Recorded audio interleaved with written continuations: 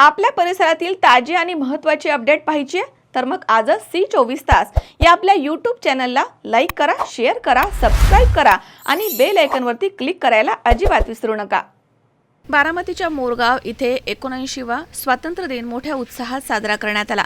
रयत शिक्षण संस्थेच्या श्री मयुरेश्वर माध्यमिक आणि उच्च माध्यमिक विद्यालयामध्ये विद्यार्थ्यांनी सकाळी गावामधून प्रभात फेरी काढत स्वातंत्र्य दिनाचा संदेश दिला आहे।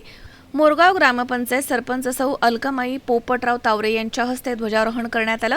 त्यानंतर श्री मयुरेश्वर तरुण मंडळाच्या वतीने ग्रामपंचायत सदस्य अक्षय तावरे यांच्या हस्ते ध्वजारोहण करण्यात आलं।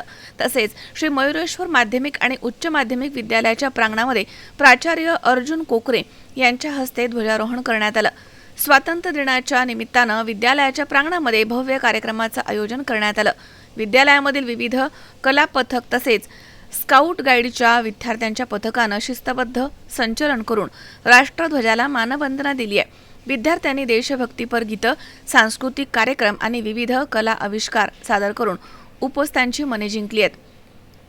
कार्यक्रमाचे प्रास्ताविक विद्यालयाचे प्राचार्य अर्जुन कोकरे यांनी केले।